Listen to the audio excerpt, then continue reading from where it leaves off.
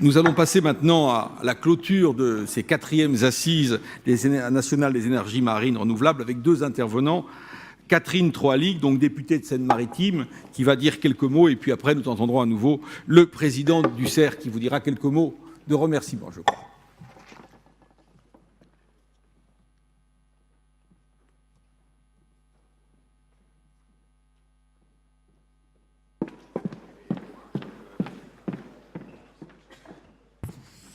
Merci, Madame, Messieurs. C'est avec beaucoup de plaisir donc, que je clôture ces 4e assises nationales des énergies renouvelables et vous prie une nouvelle fois de bien vouloir excuser Madame la Ministre. Plaisir pour moi parce que ces assises se déroulent au Havre, sur ma circonscription, sur laquelle je suis heureuse de vous accueillir. Le territoire havrais s'est forgé avec et autour de son port. Il s'est aussi forgé avec l'industrie, avec la pétrochimie, l'automobile et avec le charbon. Et son tissu riche de PME et de TPE. Des industries qui marquent durablement notre horizon de Havrais, de ses hautes cheminées. Des industries qui impactent aussi notre santé et notre environnement. Le Havre est indissociable de son histoire ouvrière aussi, qui a marqué à jamais des générations de familles et qui aujourd'hui encore vivent de son activité. Pour ce territoire qui subit de plein fouet les évolutions de notre économie, les mutations des activités des industries lourdes, la transition énergétique est une chance, idée dont je suis pleinement convaincue et que je défends ardemment. C'est donc aussi un réel plaisir pour moi d'avoir participé à vos travaux et je vous remercie une nouvelle fois de m'y avoir convié.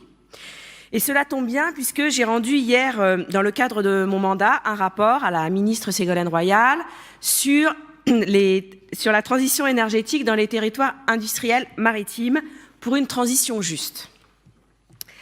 La loi transition énergétique, la TE, est un acte fondateur, indéniablement. Et ici, sur le territoire havrais, elle représente une belle opportunité. Je le dis souvent, c'est à mes yeux la plus belle loi du quinquennat. Parce qu'elle a changé le sens d'orientation des Havrais, des Français, traditionnellement tournés vers la terre, nous avons enfin commencé à voir la mer comme notre nouvelle frontière à conquérir. Alors, loin des débats grandiloquents, voire même politiciens, c'est donc une loi de dispositifs concrets et efficaces et largement saluée par l'ensemble des professionnels de l'énergie. Je préfère d'ailleurs toujours voir le verre à moitié plein qu'à moitié vide. Oui, la loi sur la transition énergétique fait avancer certains dispositifs. Oui, d'autres sont encore à inventer. Oui, la loi sur la transition énergétique a aussi permis de faire avancer certains projets ENR, n'en déplaise à certains. La LTE, en ce sens, c'est la concrétisation d'une vraie volonté politique. Dans mes travaux, j'ai d'ailleurs voulu proposer des solutions concrètes pour poursuivre cette grande aventure écologique et industrielle, car j'ai la conviction que nous devons à la fois articuler le rôle planificateur de l'État et le dynamisme de nos entreprises pour réussir ce pari. La rédaction de mon rapport l'a prouvé, c'est le travail collectif qui a permis de le faire émerger. Je remercie et salue une nouvelle fois l'apport de tous les acteurs du secteur, des industriels, aux associations, en passant par les syndicats et les chercheurs, que j'ai auditionné pendant plusieurs mois. Et la teneur de nos débats, de vos débats, aujourd'hui a démontré que notre volonté est partagée, qu'elle ouvre un chemin. Elle fait écho à certaines des propositions de mon rapport, et par exemple, la mise en place d'études préalables exhaustives afin de lever totalement les risques, dérisquer au maximum, études préalables qui doivent devenir une responsabilité de l'État, un État qui devrait être planificateur avec la création d'un délégué interministériel. D'autres propositions aussi, la création, et ça a été évoqué tout au long de la journée, d'un permis enveloppe à la française, et enfin, la mise en place de meilleures garanties de RTE sur le raccordement du réseau. Vos travaux aujourd'hui ont démontré qu'une filière commence à se structurer, mais il y a encore du chemin à faire en France. Il y a encore des blocages juridiques et des obstacles financiers qu'il est urgent de lever pour monter en puissance. La ministre Ségolène Royal en est tout à fait consciente et en cela nous a annoncé ce matin de nouvelles mesures pour simplifier, anticiper, déverrouiller. Mais de ces assises, je retiens surtout l'énergie de tous les acteurs ici présents de la transition juste, industriels, chercheurs, acteurs publics et politiques. L'enjeu des politiques publiques, l'enjeu de notre économie, l'enjeu en fait de la transition énergétique, c'est de protéger notre environnement, mais aussi l'économie, en préservant et en créant de nouveaux emplois. Et puis, il est urgent d'avoir, je le disais lors de l'atelier ce midi, d'avoir un véritable débat, enfin, sur la politique de l'énergie avec l'ensemble des acteurs, des énergies fossiles aux ENR, qui ne peuvent continuer à avancer en parallèle.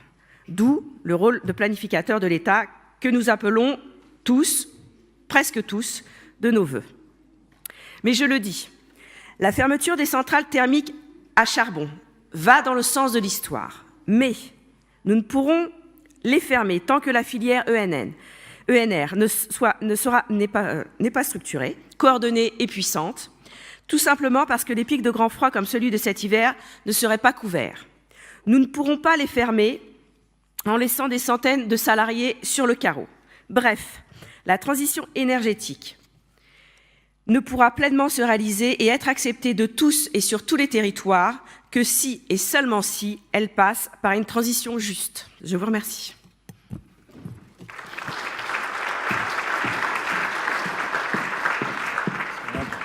Donc, quelques mots de clôture par le président du syndicat des énergies renouvelables, Jean-Louis Bal. Oui, rebonjour à tous et à toutes. En clôture, je ne vais pas vous faire de nouveaux discours. Je voudrais simplement remercier tous ceux sans qui ces assises qui ont été très riches, je pense. J'ai eu beaucoup de commentaires élogieux, très positifs donc pendant la pause de ce midi. Donc remercier tous ceux sans qui ces assises n'auraient pas été possibles. Je voudrais commencer par nos partenaires. La précieuse agence de l'environnement et de la maîtrise de l'énergie, donc l'ADEME, la Chambre de commerce et d'industrie Seine-Estuaire, ensuite nos sponsors, Siemens, WPD, Engie et DCNS Énergie. Je voudrais aussi remercier Synergie donc, pour le partenariat de cette année qui, je pense, satisfait tout le monde, aussi bien les participants aux assises que les participants à la convention d'affaires. Et puis, je voudrais aussi remercier les permanents du syndicat des énergies renouvelables qui ont fait un travail particulièrement éclairé. D'abord l'équipe de Marion Letry avec Paul Duclos et Marlène Kiersowski. Cyril Carabeau qui s'est beaucoup occupé de tout ce qui était logistique et qui est toujours aussi efficace et discret. Et puis l'équipe de communication avec Françoise Jouet et Claire Le Guen. Et donc je voudrais simplement vous donner rendez-vous l'année prochaine. Je pense qu'on évoque déjà un certain nombre de localisations et de dates, mais comme il n'y a encore rien d'officiel, je ne vais pas vous le dire. Mais de toute façon, je vous donne rendez-vous au 5e Assise des énergies marines renouvelables.